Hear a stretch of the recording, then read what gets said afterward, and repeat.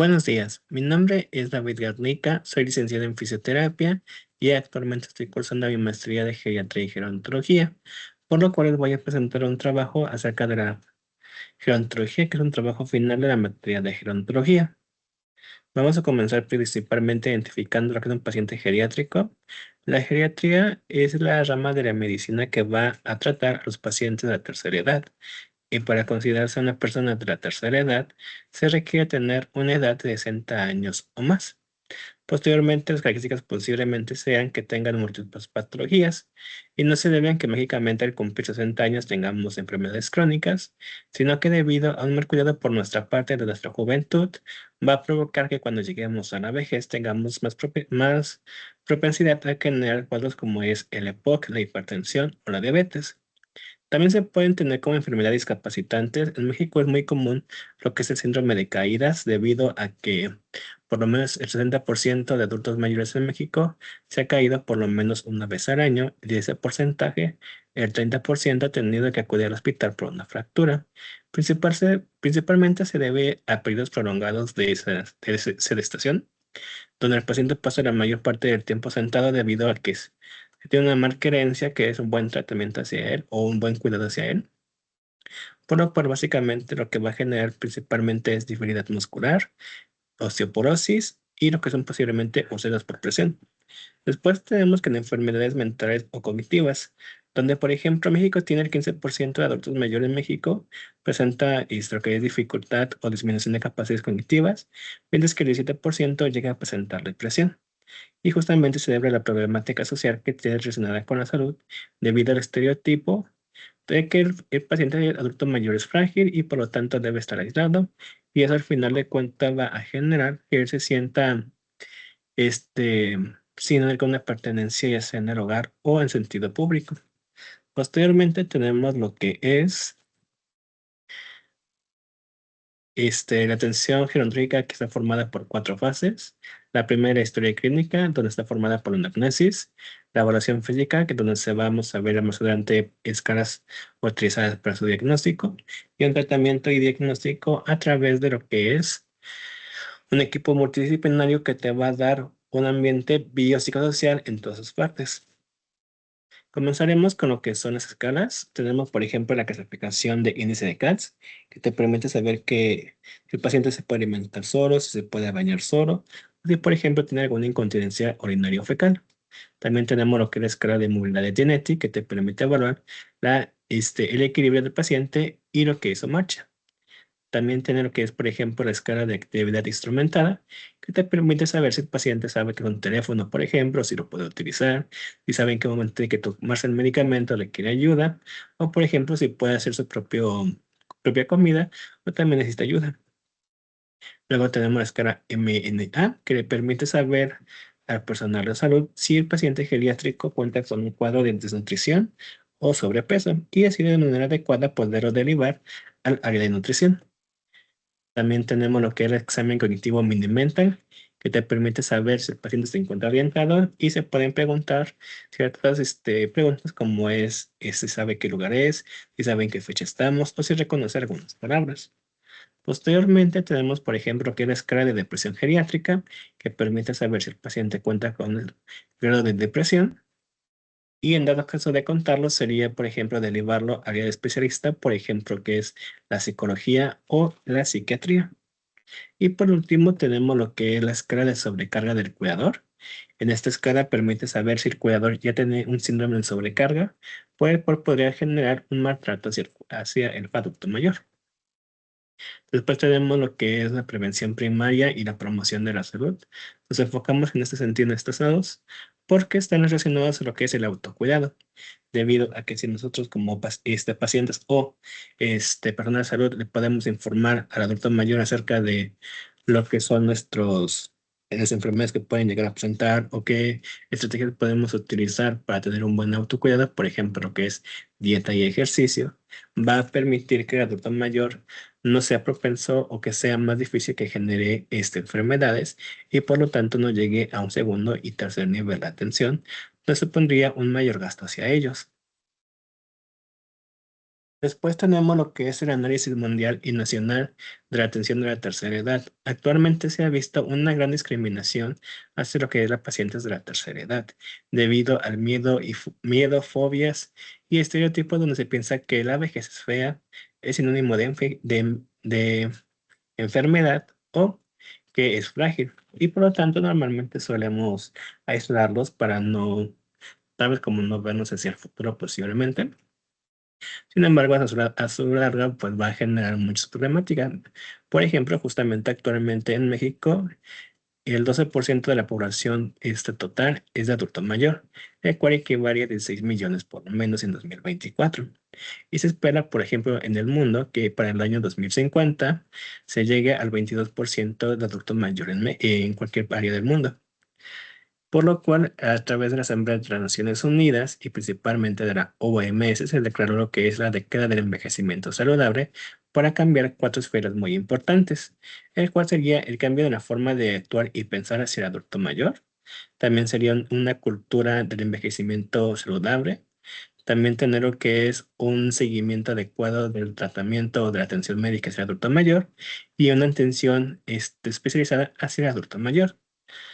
Inclusive en México, justamente en 2003, a través de lo que es DIF y IMSS, generan lo que es el protocolo E003, el cual va diseñado para ir disminuyendo la brecha que hay en la discriminación con el adulto mayor en el sector salud. Después tenemos la evolución de la atención gerontológica en México. Se puede ver, por ejemplo, que el 15 de octubre de 1940 se inaugura el primer caso Guardia en México, la cual sigue siendo como referente del primer centro gerontológico en México. Después tenemos que en 1979 el ISEN es fundado, el cual básicamente va a orientar a la vejez del adulto mayor en México. Después tenemos, por ejemplo, que en 1989 se empieza la atención especializada por el doctor Luis Miguel Gutiérrez. Y para 1994 ya comienzan a haber cursos, por ejemplo, en la Facultad de Medicina de la UNAM, que fue el primero en dar cursos acerca de la gerontología y por eso se le da ese reconocimiento. Después, por ejemplo, tenemos que en 1998 hubo la primera clínica especializada en trastornos cognitivos llamada Clínica de la Memoria. Después tenemos que el 25 de junio de 2002, el INSEN pasa a ser ahora el INAPAM, ya que forma parte de lo que es el desarrollo social y por lo tanto justamente ratifica que su función principal va a ser la vejez saludable del adulto mayor en México. Después se funda el Instituto Nacional de Geriatría en 2007, donde se van a formar nuevos conocimientos y permitir que justamente ese conocimiento se esparza y se aplique de manera adecuada. Después tenemos que en 2009 el doctor Luis Miguel Gutiérrez Robredo formaliza el servicio de geriatría en el Instituto Nacional de Ciencias Médicas y Nutrición de Salvador Subirán. Después tenemos que en 2012 el INE establece su plan de envejecimiento saludable, en el cual se incluye la capacitación del personal médico y la investigación para un buen tratamiento al adulto mayor. Después tenemos que en 2019 se celebró lo que es el 30 aniversarios del servicio de geriatría del Instituto Nacional de Medicina y Nutrición, el cual sigue siendo hasta hoy el referente de atención médica gerontológica en México. Y, por ejemplo, en 2021 se gradúan 106 residentes especializados en geriatría y gerontología. Posteriormente hablamos de los modelos de atención gerontológica en México, los cuales han sido diseñados para no generar un maltrato hacia el adulto mayor y por ello se forman a través de 5 pilares, las cuales son redes de apoyo que constan con formales, formadas por el INAPAM, e informales por familiares o amigos. También tenemos la participación comunitaria para brindar un rol social activo al adulto mayor. El ejercicio de los derechos humanos para adulto mayor. Por ejemplo, tenemos que en el artículo número 5 justamente nos indica que el adulto mayor tiene sus derechos justamente a una buena alimentación, educación, una buena economía, una buena salud, una buena atención médica y asistencia social. También, por ejemplo, tenemos la vigilancia epidemiológica por la parte de la norma oficial número 17 para justamente poder combatir ciertas enfermedades que llegan a surgir y justamente combatirlas con instrumentos que podemos tener. Y por último, tenemos lo que es el monitoreo y evaluación continua para dar un buen seguimiento hacia el adulto mayor y poderlo ayudar a su reincorporación a su actividad de vida cotidiana en cualquier momento. Por último, por ejemplo, los modelos como es el LIF o el INAPAM ofrecen centros gerontológicos como son casas de hogares para adulto mayor para aquellas personas que requieran de apoyo para la realización de su vida cotidiana o requieren alguna atención médica a las 24 horas. Y por ejemplo, también el INEPAM ofrece lo que son sus identificaciones que justamente permiten ciertos descuentos en medicamentos o en trámites gubernamentales. Luego, por ejemplo, tenemos la atención gerontológica por parte del INAPAM, donde básicamente el INAPAM es el Instituto Nacional encargado de coordinar y promover que las políticas públicas y los programas sociales relacionados a lo que es adulto mayor sean adecuados para ellos, puesto que su misión es contribuir al bienestar del adulto mayor en el país y su visión es ser órgano rector justamente en políticas públicas del adulto mayor y justamente brindar una buena intención hacia ellos. Posteriormente, justamente para que la INPAN nos diga que es una buena política pública, tiene que tener estas características, las cuales son una cultura del envejecimiento, donde ya no se vea el envejecimiento con viejismo o un estereotipo, un envejecimiento saludable y activo, y justamente se pueden dar, por ejemplo, en centros gerontológicos, para una buena prevención primaria y promoción de salud. También tenemos la seguridad económica, como es la pensión de adultos mayores, que es para todos a partir de los 60 años, la protección social, que es justamente la norma oficial número 31, que nos indica que el adulto mayor en caso de violencia puede acudir a un servicio social y justamente el INAPAM también te ofrece ese tipo de servicios. Y los derechos del adulto mayor, como vimos anteriormente.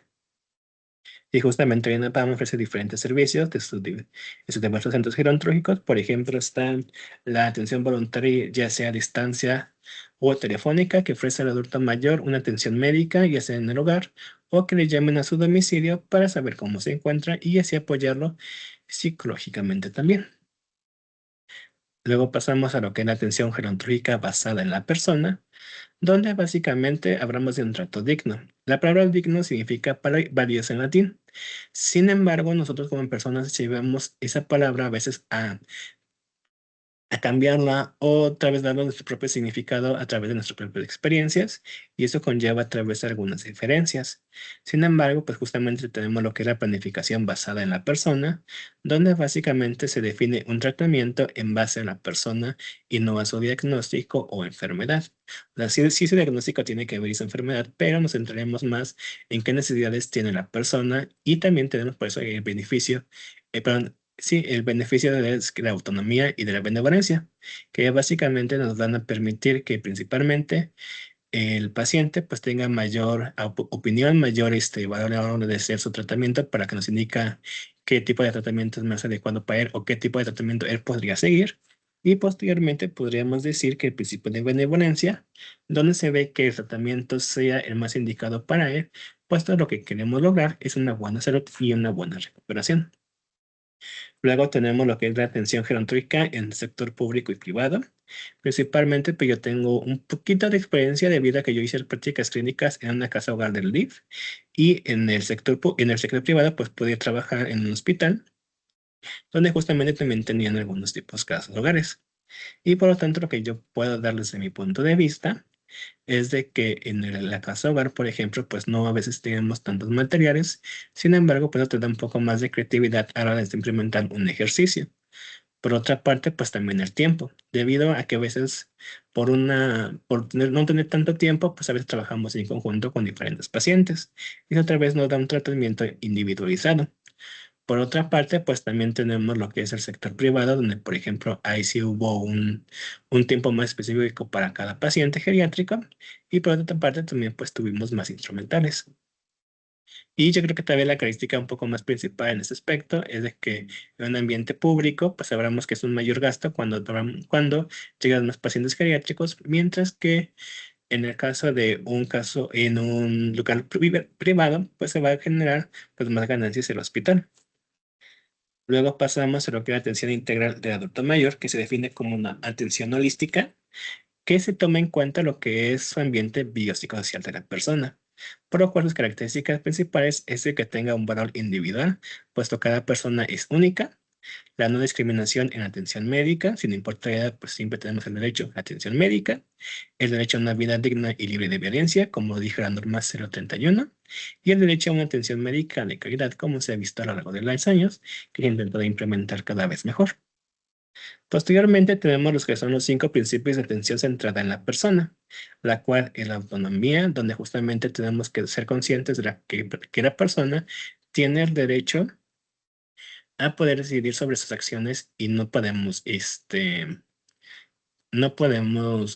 ¿cómo decirlo? Pues no podemos negar que haga ese tipo de acciones, ¿no? También, por ejemplo, la individualidad, donde cada paciente pues es único y tiene necesidades independientes.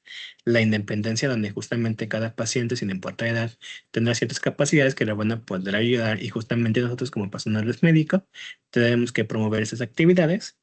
La inclusión social justamente para evitar el cuadro de depresión o deterioro cognitivo y la continuidad de la atención médica para brindar un buen servicio sanitario de calidad y así la persona y justamente el sector público y o las personas tengan una buena salud, tengan una buena representación y justamente se pueden retirar y trabajar o hacer su vida cotidiana de la mejor manera posible. Posteriormente tenemos estrategias para brindar una atención integral del adulto mayor. Tenemos, por ejemplo, lo que era intervención médica en el hogar y la comunidad, justamente implementadas para aquellos pacientes que no puedan acudir a centros gerontológicos. Mejor será acerca del servicio y así también saber cómo está en su ambiente en el hogar y qué materiales podríamos ocupar para poder trabajar adecuadamente con este paciente. Un equipo multidisciplinario que pudiera justamente al hogar o que estará en los centros gerontológicos para ofrecer también una prevención primaria.